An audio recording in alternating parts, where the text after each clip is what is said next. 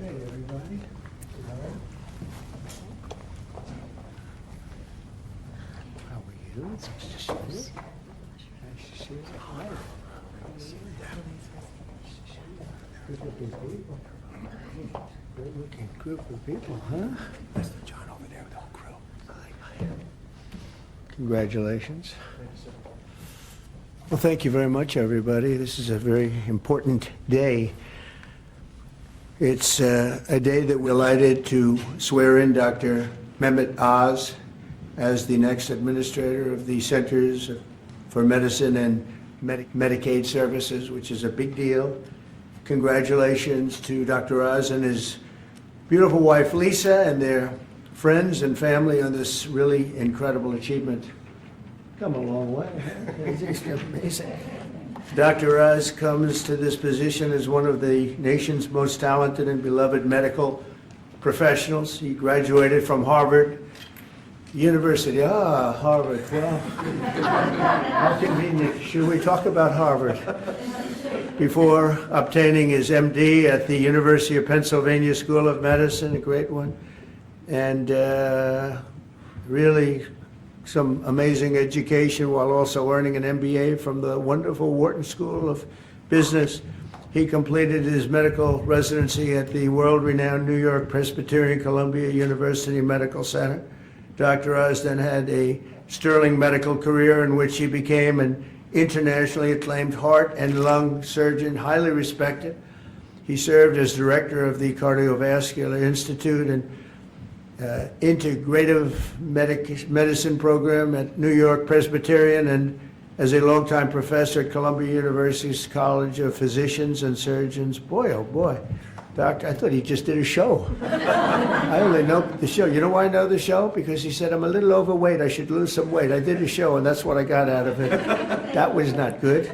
But I'm looking at all of this other. This is very impressive. Dr. Oz authored more than 400 contributions to academic and scientific publications and holds several patents for technologies that revolutionize cardiovascular surgery. And Dr. Oz later translated his experience into an extraordinarily successful television career, making him one of the most trusted voices on healthcare. And he also got very high ratings, I can tell you that. He did great with the television thing. As CMS Administrator, Dr. Oz will work tirelessly to strengthen and protect Medicare for our nation's seniors and Medicaid for the needy.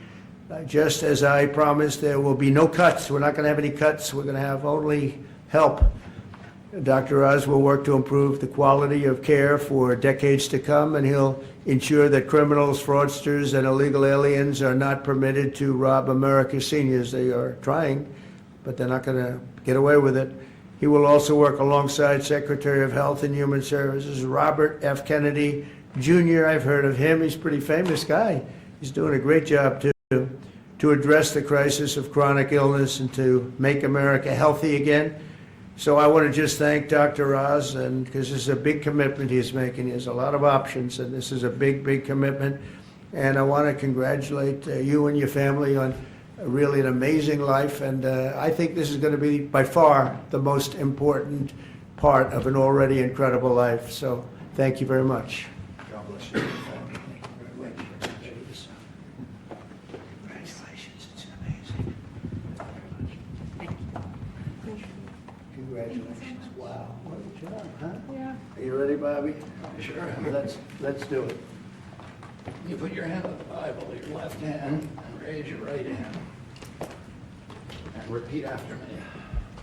I, Mehmet Oz, do solemnly swear I, Mehmet Oz, do solemnly swear that I will support and defend the Constitution of the United States that I will support and defend the Constitution of the United States against all enemies, foreign and domestic, against all enemies, foreign and domestic, that I will bear true faith and allegiance to the same, that I will bear true faith and allegiance to the same, that I take this obligation freely that I take this obligation freely, without any mental reservation without any mental reservation or purpose of evasion, or purpose of evasion, and that I will well and faithfully and that I will well and faithfully discharge the duties of the office on which I am about to enter. discharge the duties of the office upon I am about to enter.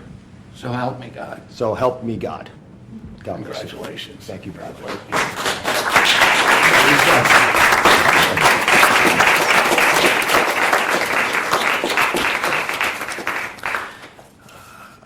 I've got to start off by thanking three people. Mr. President, thank you very much. God bless you for leading our nation, but also courageously leading the MAHA movement, really earnestly in your heart wanting to get America to be healthy again, and for giving me an opportunity to help with that mission. Secretary Kennedy has been leading the charge at Health and Human Services. A dear friend, like a brother, has done unbelievably courageous work because he's curious and he's started answering a lot of important questions. And I will treasure for the rest of my days your trust in me to help you with this progress. Thank you. And of course, Lisa, the family, but Lisa in particular, who's had an uncanny ability to identify opportunities and to always keep a clear North Star to keep our family grounded. God bless you, my beautiful one. Let me start with a simple premise. Every great society, everyone, has an opportunity to take care of its most vulnerable and treasures that opportunity. And we're great people, so we will do the same. As we enter the main building, the Humphreys building, where Health and Human Services is located, there's a placard of Hubert Humphrey, and it says that it's a moral opportunity, a moral obligation of government to take care of people in the dawn of their life, the kids, in the twilight of their life, the elderly, the mature, the seniors, and those in the shadows of life, those struggling with disabilities. We want to provide America with access to great care. We want to save the public health insurance programs of this country. That's what President Trump asked me to do when he took this position to administer the programs at CMS.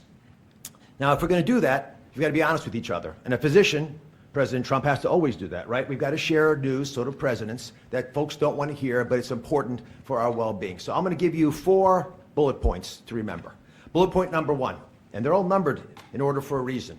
Medicaid is the #1 budget item for many states, and it is crowding out education, other important social programs. The states are having a big problem, and that's with the federal government paying most of the bill.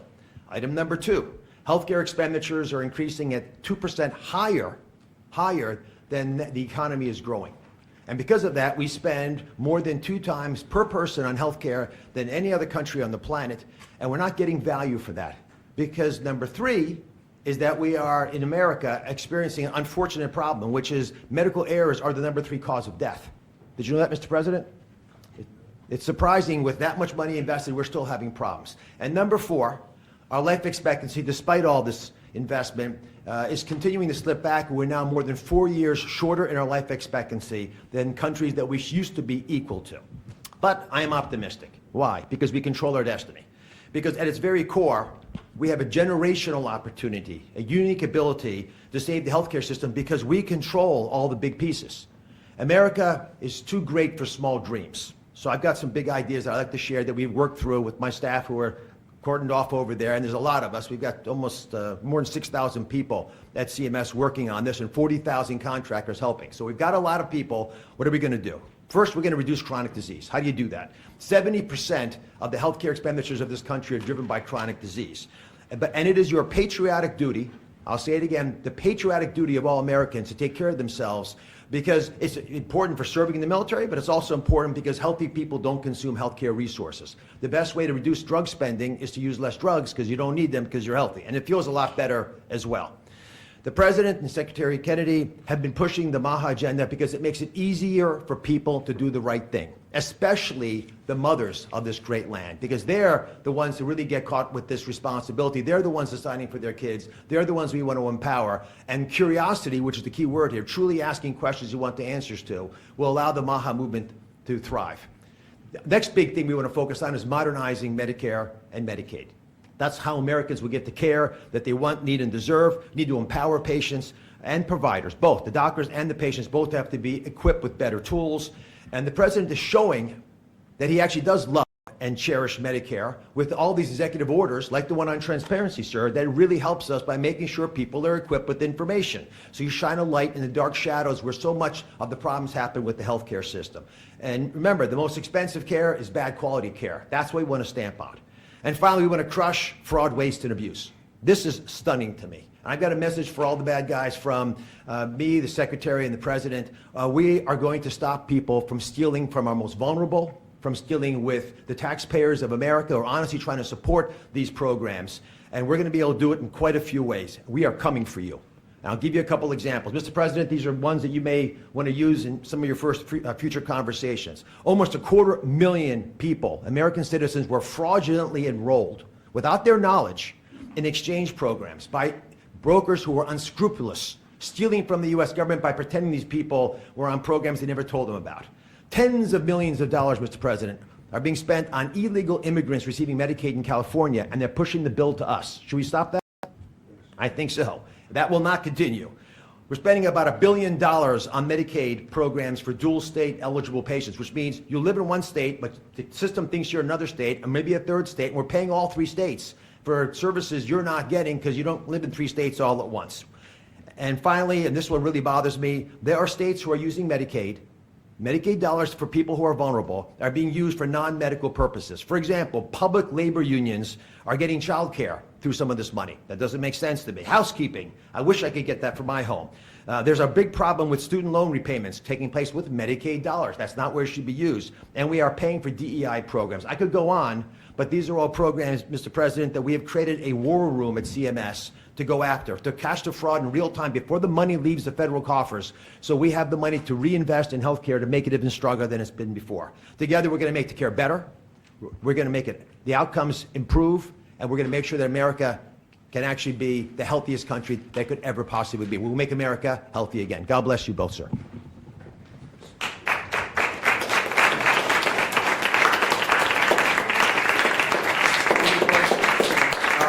Any questions? Okay. Mr. President, Marco Rubio says... Easy. Go ahead.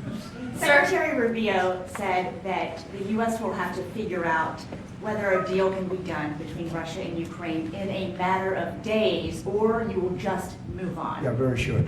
How many days is that? No specific number of days, but quickly. We want to get it done. We're talking about here people dying. We're talking about over there people are dying also, like on average 2,500 young people, soldiers. They're not from America. They're not from anywhere else other than Ukraine and Russia.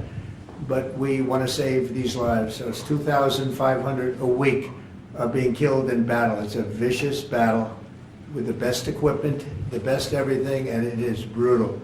2,500 young people a week. Some of them not so young, actually. They're getting older. They're getting older by the month. But 2,500 a week, and we're going to get it stopped ideally. Now, if for some reason one of the two parties makes it very difficult, we're just going to say you're foolish, you're fools, you're horrible people, and we're going to just take a pass. But hopefully we won't have to do that. And Marco's right in saying it. We want to see it end. Think of it. Every day, a lot of people are being killed, as we talk about, as they play games. So we're not gonna take that, and we'll see. I think we have a good chance of solving the problem, however. Yeah. Are you prepared to walk away completely from these efforts and these talks? Well, I don't want to say that, but we want to see it end. We want to see it end, yeah. Is Vladimir Putin stalling, in your view, Mr. President? I hope not. I'm going to let you know about that soon if he is, but I hope not. He's got a big force out there, big force. It's a war that should have never happened. It would have never happened if I was president. That's a war, and it didn't happen for 4 years. That's a war that should have never happened. October 7th, Israel would have never happened. Iran was broke, and now we'll see what happens with Iran. We have a lot of them out there. We have a lot of things that we're working on right now that shouldn't have happened. None of it. Ukraine would have never happened with Russia. October 7th would have never happened, so you wouldn't have had all the problems in the Middle East. The Afghanistan embarrassment, probably the most embarrassing day in the history of our country, would have never happened. Inflation would have never happened. By the way, prices are down. Groceries are down. Eggs, which you hit me so hard, I'll never forget the first week in office, they were screaming at me about eggs. I said, what's going on with eggs? They were doubling and tripling. I said, I just got here. They were up like double, triple, and you couldn't get any. They said, you won't have eggs for Easter. Well, You can have all the eggs you want. I'll tell you, Brooke Rollins, Secretary of Agriculture, did a great job. And the egg prices are down 87%. But nobody talks about that. You can have all the eggs you want. We have too many eggs. In fact, if anything, the prices are getting too low. Mr. President, So I just want to let you know, prices are down. Gasoline yesterday in 3 states hit $1.98 a gallon. And it looks like it's at a level that it hasn't seen since my days, my 4 years. So it's about I'd say maybe, I think we're going to be averaging $2.25 very soon. So I just want to let you know, though, because I keep hearing about prices and inflation. Prices are coming down, not going up. Only the fake news says they're going up. The only thing that's even are interest rates. And if we had a Fed chairman that understood what he was doing, interest rates would be coming down too. He should bring them down. Yeah, please. Mr. President, what do you need to see from both sides in order to keep negotiations going? What do you want to see from Russia and Ukraine? I have to see, my whole life has been one big negotiation, and I know when people are playing us, and I know when they're not, and I have to see an enthusiasm to want to end it. And I think I see that enthusiasm. I think I see it from both sides. do you think Russia's But you're playing going to know you? soon. Do you think Russia's playing you? No, nobody's playing me. I'm trying to help. You know, this was Biden's war, by the way. By me getting involved, you know, they'll say, oh, it's Trump. This is not Trump's war. This is Biden. This is a war that should have never happened. Okay? Think of it. Those cities are crushed and crashed, and all those beautiful steeples, the most beautiful in the world, actually considered the most beautiful in the world, most of them are now smashed to smithereens, as they say, and lying on the ground in a million pieces. Those towns are crushed, the whole place. It's so horrible. And millions of people are dead, far more than you think. That's one thing you're going to get out of this war. You're going to find out that your estimates are far lower than, it's far worse than people think. Nobody's playing anybody. We are going to see if we can get it done. I think we have a really good chance of getting it done, and it's coming to a head right now. If you And do Iran, support would you- Ukraine militarily, Say it. if you do decide to move on or take a pass, Mr. President, would you then continue to support Ukraine Well, militarily? I'm not going to say that because I think we're going to get it done. There's a group of Venezuelan men down in Texas who have been alerted that they are soon going to be deported under the Alien Enemies Act. Have you authorized that operation, I and don't know where are they about going the to group you're go? talking about, but if they're bad people, I would certainly authorize it, yeah. You know, I won an election in a landslide. We won all 7 swing states. We won by millions of votes. We won 2,750 districts to 505 districts. 2,750 to 5. That's why the map, when you look at it, is all red. And one of the biggest reason, I think the biggest single reason, actually, I'd like to say it's because of this, because I think they're going to come up with things that are incredible. But probably the biggest reason was because of the border and because of illegal immigration. And the people of this country want those people out. Because what Biden did, and I don't know if he did it, I'm not even sure he knows what the hell he was doing, but what his people did, representing him, was allow millions and millions of people from jails, from prisons all over the world, people from mental institutions and insane asylums, gang members, drug dealers, pouring into our place. And you know what? Our people voted for me to get them out. They want them out. They want them out. And we've done a hell of a job. And by the way, Ecuador and various places, but El Salvador, we've been helped by a lot of other states where they're helping us, actually. Because you couldn't, look, what this man was thinking when they allowed open borders and people to come in, if you look at Venezuela, their crime is down by 72%. You know why? They took all their criminals off the street. They took all their prisoners from jail. They took murders. 11,088 murderers were released into our country. Bad things are going to happen. Bad things. And we're getting them out. And that's why I was elected. A judge wasn't elected to do that. I was elected to do that. And we're doing it in record fashion. We have the safest border, the most secure border we've ever had. See the Declaration of Independence? You should all read that before you leave. That's the real deal. You should all read it before you leave. Yeah. Mr. President, photos have emerged of Senator Van Hollen sipping what appears to be margaritas with Abrego Garcia down in El Salvador. Do you encourage other Democrats to fly down to El Salvador to meet with this illegal alien who's an accused wife beater? I like this guy. See, now this is the kind of reporter we like. There aren't enough of them. We got to get some more of them. But no, I appreciate that question. No, look, he's a fake. I know him. I know them all. They're all fake, and they have no interest in that prisoner. That prisoner's record is unbelievably bad. If you would go into the room, you might, if you would, Caroline, maybe go into the room and see if you can find that little slip. I wrote some things down. I don't know why you'd want to keep him, but we got a little biography of him. Did you help set up that Not meeting? not a very innocent guy. Did you help set up that on the meeting? IRS. Mr. President, on the- in the spirit of Easter Sunday and While we're on Good the Friday. subject, right? Yes, of course. So you're talking about Abrego Garcia, is that the one? Yeah? Is an illegal alien MS-13 gang member and foreign terrorist. This comes out of the State Department and very legitimate sources. I mean, I assume, I'm just giving you what they handed to me, but this was supposed to be certified stuff. In 2019, Garcia was issued a deportation order. 2 separate judges affirmed Garcia was a member of MS-13, which is a gang that may be even worse than Tren de Aragua. It may be worse. They kill people with knives because it's more painful. Very famous for the knifing and killing of 2 young 16-year-old girls walking to school one day, and they sliced them up into little pieces and killed them. That's MS-13. And 2 separate judges affirmed Garcia was a member of MS-13. When Garcia was originally arrested, he was wearing a sweatshirt with rolls of money pouring out, an MS-13 gang symbol that he was driving with 2 other known violent MS-13 gang members, 2 of the most violent members that we know of in the MS-13 gang of thugs. In 2022, Garcia was stopped by the Tennessee Highway Patrol and was found to be transporting 7 people from Texas to Maryland, and he had no driver's license. He was driving violently.